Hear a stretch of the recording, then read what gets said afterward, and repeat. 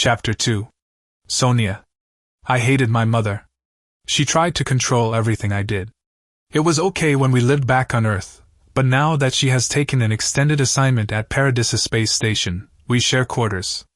If that wasn't bad enough, today, she told me Mog is moving in with us. Mog was the reason why we're here. I get that she is a lonely woman seeking companionship. My father has been missing for more than 10 years now. I didn't even remember him, but my mother loved him deeply. She always told me he would return to us, and we would be a family again.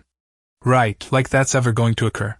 Whatever happened to him, whether he left, ditched, or dumped us, ended what family we had. My sister and second mother moved away, leaving us alone in San Francisco. We saw them from time to time, and the last time Mama Erin brought along a date. I know it's weird, but she married my father as well. I think we might have been the only two sisters with different mothers and the same father. Maybe not. My older sister Agatha and I were close, but now it feels like I have no one who is a real friend. Maud was a Warnock, one of the alien species making up the Starnet Union, so there's that to deal with. Their entire culture is so oppressive to the family unit. If the male does not dominate, his honor may become tarnished. I didn't know what my mom saw in him. I knew I'd have to sort through the cultural baggage he was about to dump on us, not to mention all the extra space he would take up. Why couldn't he stay in his own quarters?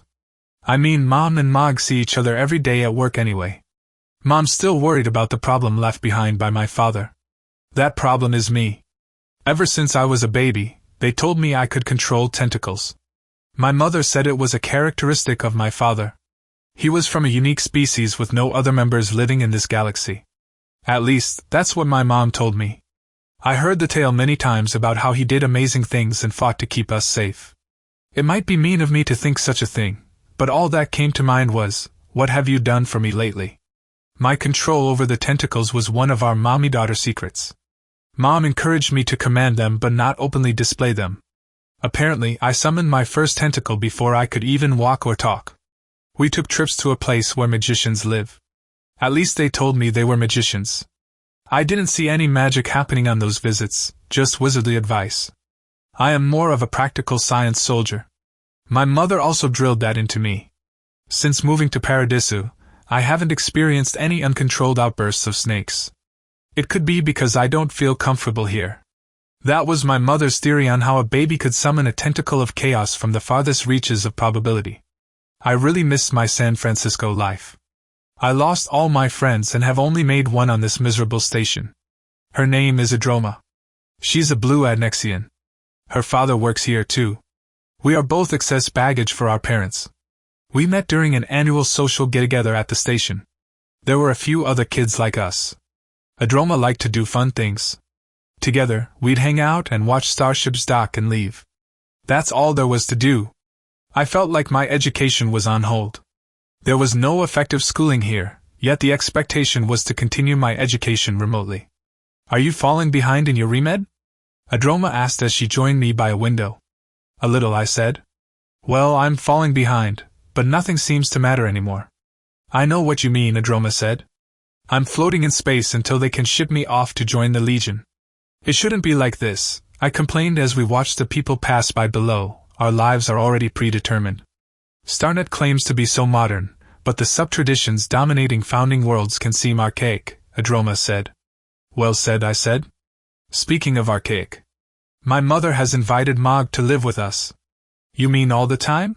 Yeah, and there's not even enough room for us, let alone adding him, I said. You should take his quarters, Adroma said with a smile. I thought about that, I said. I'm sure that would violate some regulation, Adroma said. With me getting older, my mother is looking for boarding colleges for me to attend, I said. She didn't even ask me if that was my plan.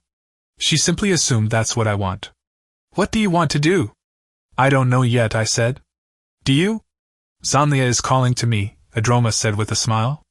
The aquatics in particular, but it's a great place for interspecies studies. That's what you're looking for, an interspecies romance, I ribbed her. One of those friendly furry mammals who might help a poor tourist like you. Shut up, Adroma said with a smile. What about you? Are you still pining over Scott? I am not, I said with a lilt in my voice. I find him interesting to watch. I don't think your mother would approve of his age, Adroma said as we moved down the causeway to another window. I'm surprised he isn't married. I'm beginning to wonder if she approves of anything I do, I said as a medium-sized starship commenced its docking procedure. With me getting older and my mother moving on, I feel like she expects me to leave soon. There's never enough time, Adroma said. It's one of our founding Adnexian axioms. I guess I'm not there yet, I said.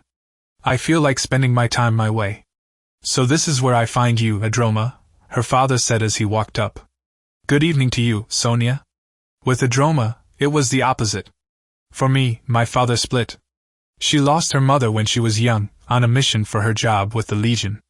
Either way, we ended up being raised by a single parent.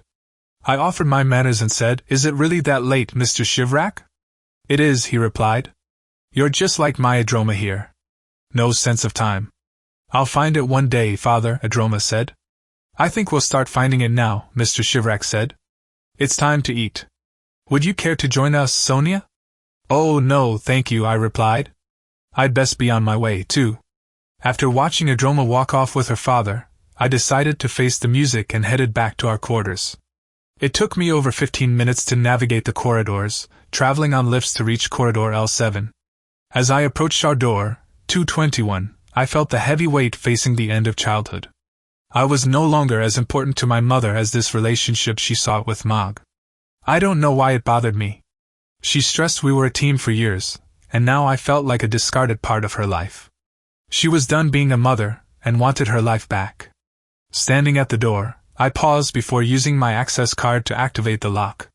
Stepping inside left me at the bottom of the stairs leading into our quarters. When I looked up, Mog stood at the top. You are late, Mog stated. What's it to you? I asked as I climbed the steps and pushed my way past him. You are to be responsible for your actions while living on this space station, Mog said as he followed me through the short hall separating my room from theirs. You're not the boss of me, I said. You're a temporary indulgence of my mother's indiscretion. Don't think you're staying. He was smart enough not to continue this conversation and left the hall when I closed the door to my room in his face. Fuming on this side, I sat on the floor with my back against the door. How could my life end up like this? At one point, everyone was happy, but then our family split. When Mama Erin took my sister from me, I felt lost. I didn't know what I did wrong to end up with this shuffled deal. There was a time a short while ago when we remained a family and held out hope that our father would soon return. Agatha and I were smart enough to know if the math on the time differential was correct, we'd never see him again. He's in another dimension, effectively moving in slow motion compared to us. By the time he completes what he set out to do, we could be old and dead. Why did I feel trapped on this space station? How could my mother do this to me? Unable to take it, I opened the door to face Mog. He was in the living room. The rest of our quarters was essentially one large room. He stood at a console near the window, making a drink. He spoke as he measured and poured, We don't have to be adversaries, Sonja. Why the hell would you give up perfectly good quarters to crowd in on us here? I asked. Why?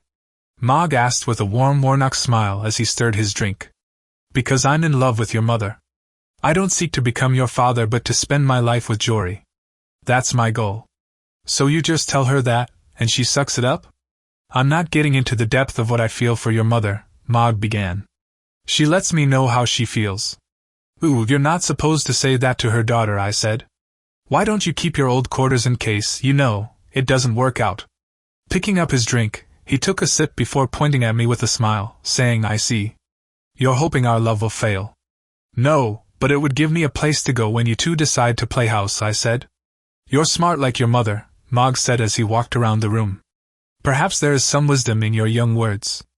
That way, you could only bring whatever you need, I suggested. A warrior's home must not become compromised, Mog said as he became stoic. Guard thyself and family first. He sounded like he was quoting some rule book, so I made up something just as profound and said, Give me a room, then I'll be a guest. I'll speak with your mother about this, Mog said.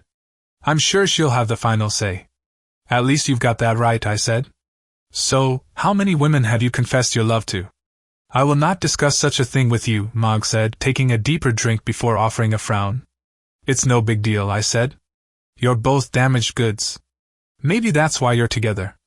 There is more to our relationship than mere proximity, Mog said as he finished his drink and returned to the console. I have admired your mother for years. That's just even more creepy, I said. You mean like stalking us when I was a kid kind of admiration? Why must you turn everything into a fight? Mog asked as he forego the measuring this time and quickly eyeballed his next drink. It's only advice, I said. You really shouldn't say those kinds of things. There is nothing wrong with using the word admiration, Mog said in his defense. Fine, you admired us, I said, for years. He chugged his second drink and said, I have to get ready to meet your mother. From afar, I added.